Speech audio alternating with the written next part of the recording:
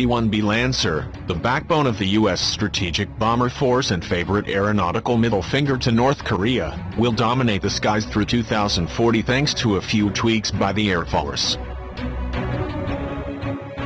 Aviation Week reported on October 3 that the service branch is in the process of updating the way it inspects, maintains and repairs Rockwell International's venerable supersonic heavy bomber. And thanks to a series of broad structural tests, the service currently does not anticipate the need for a formal life extension program to keep Air Force's fleet of 62 Bone bombers scaring the crap out of America's enemies for the next few decades.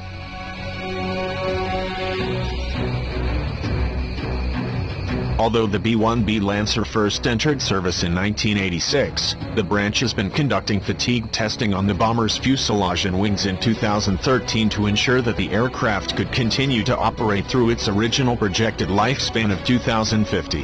While the bomber's F-101 engines were already subject to a life extension regimen scheduled to wrap up by January 2019, Aviation Week reports that wing testing is currently 72% complete. And even though fuselage tests are just 20%, the fleet apparently looked intact enough for Brigadier General Michael Schmidt to tell Aviation Week the fleet wouldn't require a fully fledged extension program.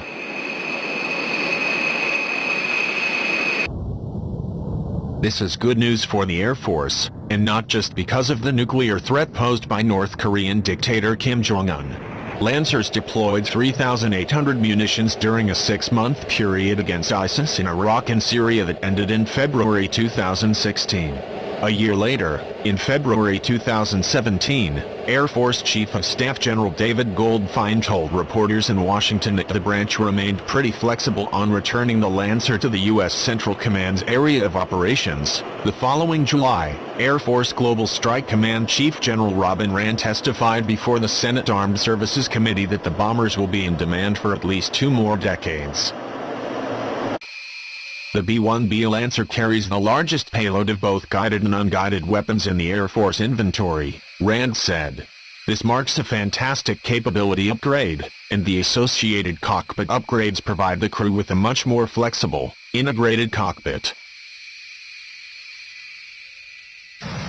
Those updates put the B-1B Lancer in the middle range when it comes to AFGSC's modernization efforts.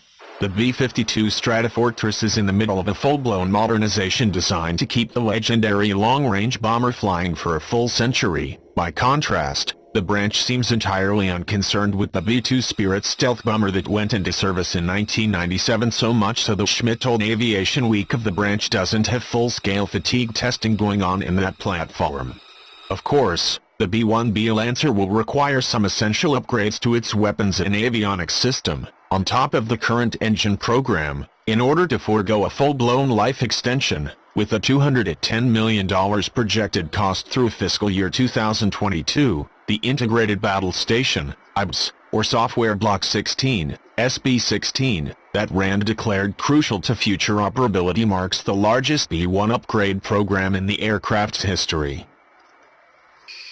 And while the Air Force's budget request for fiscal year 2018 focuses specifically on updating all B-1B squadrons with fully integrated targeting pods, upgraded bomb racks, and increasingly encrypted radio and communications systems, the branch's proposed $37.2 million budget decrease in the B-1B program is dependent on deferring development of new sustaining engineering requirements for fuselage crown repair for the aircraft. A bit alarming, given Schmidt's optimistic outlook on an aircraft that's only a fifth of the way through fuselage fatigue testing.